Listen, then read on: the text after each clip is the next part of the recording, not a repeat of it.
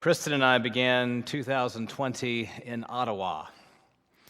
We had never been there before, and we decided that while we had in-house childcare, we would go and explore a new corner of this province.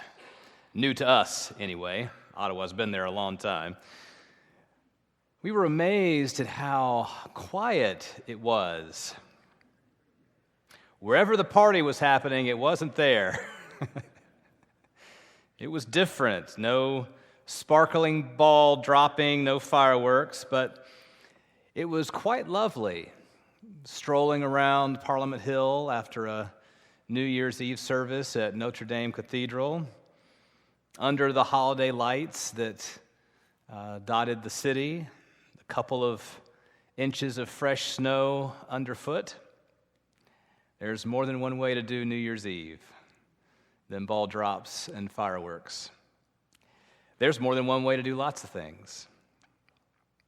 This is our fourth holiday season in Etobicoke, in Ontario, in Canada. And lots of things still feel different, though not unfamiliar. We've definitely acclimated, and I'll just speak for myself, things aren't so comfortable and familiar yet that I don't stop being curious and fascinated. And that's really an edifying place to be. On our way home on Friday, I was reflecting on some of the sights and the sounds and the experiences that we had had in Ottawa that impacted me but didn't faze me now that I've been here for a little while.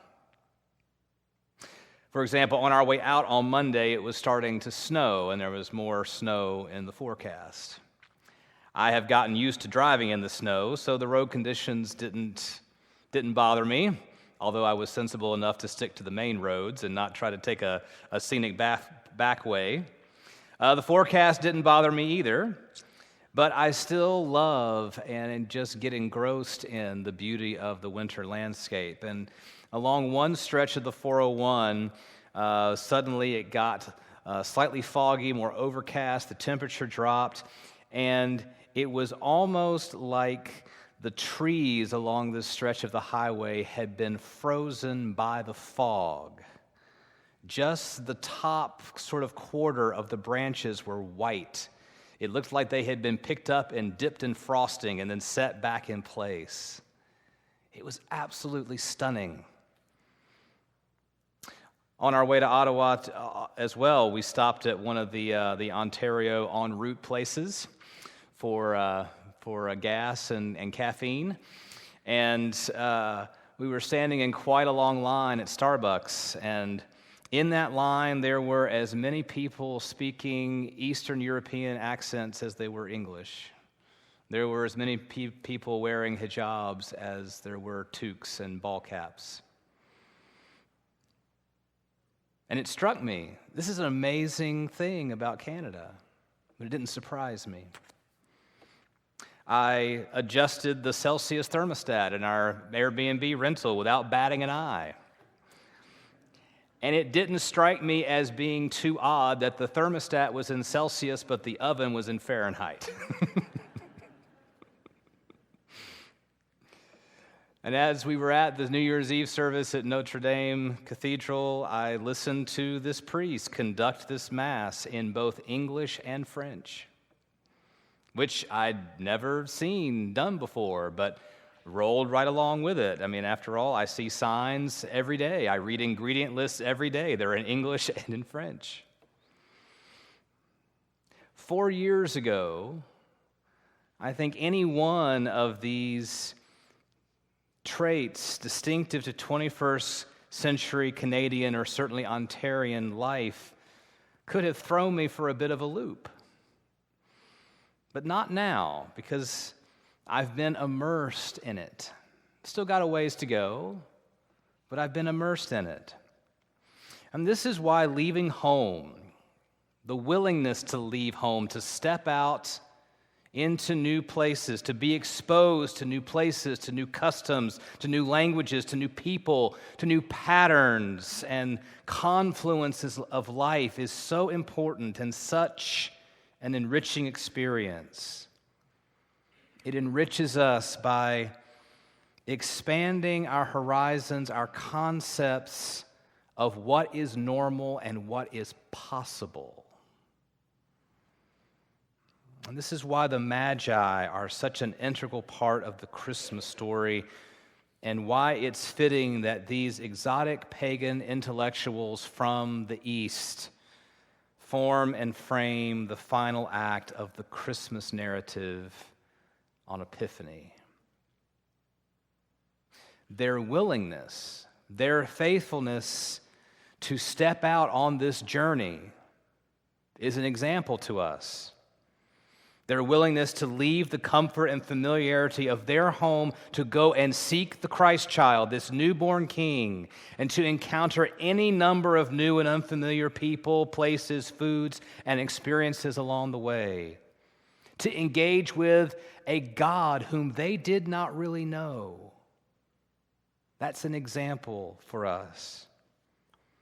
Their strangeness is also an example for us. It's a reminder that while Christmas is familiar year to year, that we shouldn't get too comfortable with this story that we've just remembered and celebrated about Jesus, about God coming to be with us in the flesh. We can and should acclimate to it,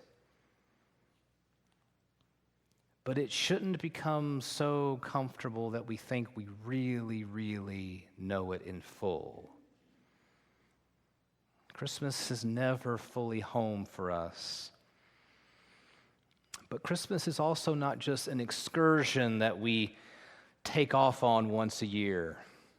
It isn't something that we can experience and then set aside and put away even as we take down and pack up all of our Christmas decorations for next time. Christmas really has to stay with us, and we have to stay with Christmas week to week, not just once a year, not just over the holidays. And we have to do that so that Christmas can take hold of us. It can begin to form us and shape us into a new rhythm, a new pattern of life, a new orbit of life around this star that the Magi have seen and that we have seen with them. Because if Christmas doesn't stay with us, if it doesn't change us, if it doesn't expand our horizons of what is normal, what is possible, then we really haven't gotten it. We really haven't made the journey, no matter how long or how grand our celebrations may have been. And it's quite possible to travel that way. That's the way my parents like to travel. My parents were quite fortunate before my father died that they got to see a good bit of the United States. They got to travel over a good bit of the United Kingdom. They got to see France. But when my parents traveled, they liked it all organized for them. They liked to hop on and hop off the bus. They liked for somebody else to do the driving and to make the arrangements. And my dad especially, when it came time to eat, preferred to find a McDonald's or something else that was familiar, no matter where they were. But even if we travel more intentionally than that, even if we're a bit more adventurous and willing to wade into local culture and local establishments, when we have the mentality of just being visitors, just being tourists, we still come home with memories, with photographs, and perhaps a few souvenirs to display, but that's about it. Life resumes more or less as it did before our trip when we get back. And that's not the kind of journey that Christmas beckons us to. Christmas, the incarnation, this miracle that has happened in Bethlehem, it's really a place in which we have to take up residence. The gospel bids us to become pilgrims more than tourists, sojourners more than just passers through. The call to discipleship is a call to enter into this story, to come in, to stay a while, to experience and explore, to live. And that's really our basic overarching and undergirding task as a church, as an outpost of the church, capital C, in this new year and every year, really. It's to move into this story. Now, we can't just stay in this one chapter, but neither can we discard it when we turn the page. We need this chapter to come with us because it informs everything that happens next, and there definitely is a next.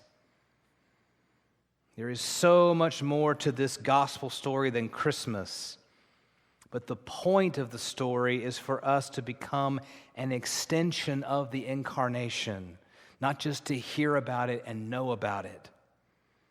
That's our mission as the church.